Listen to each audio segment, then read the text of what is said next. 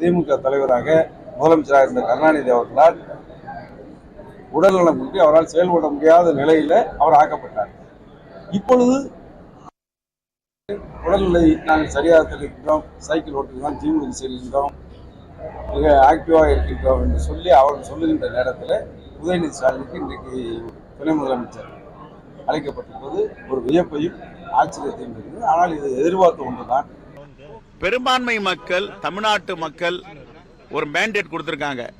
இவர்கள் தனிப்பட்ட முறையில் அது அறுதி பெரும்பான்மை பெற்று ஆட்சி அமைக்கிறார். எல்லா உரிமையும் அவருக்கு இருக்குது. யாரை முதலமைச்சர் ஆக்கணும், யாரை துணை முதலமைச்சர் ஆக்கணும், யார் அமைச்சர் ஆக்கணும், யாருக்கு இந்த துறை கொடுக்கணும். இதில் இவர்கள் யார் வியாக்கானம் பேசுவதற்கு? உதயநிதி ஸ்டாலின் அவர்களை வாழ்த்துகிறேன். கலைஞருக்கு எந்த அளவுக்கு உறுதுணையாக இருந்தாரோ அதை போல இன்றைய முதலமைச்சருக்கு உதயநிதி ஸ்டாலின் அவர்கள் உறுதுணையாக இருப்பார். அந்த நம்பிக்கை உள்ளது. அவருக்கு என்னுடைய வாழ்த்துக்கள், பாராட்டுகள்.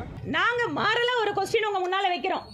அதே கட்சியில உங்க பக்கத்துல 50 வருஷத்துக்கு மேல எம்எல்ஏவாக இருக்கின்ற, அமைச்சராக இருக்கின்ற திரு துரைமுருகன் அவர்களுக்கு இல்லாத ஒரு தகுதி திரு உதயநிதி ஸ்டாலின் அவர்களுக்கு வந்திருக்கு. இல்ல அந்த கட்சியில நீண்ட வருடங்கள் அனுபவம் அல்லது பணி செய்தது, இந்த மாதிரி எந்த தகுதியின் அடிப்படையில் அவர் துணை முதல்வர் ஆக்குகிறார் என்கின்ற மக்களுடைய கேள்வியை நாங்கள் வைக்கிறோம்.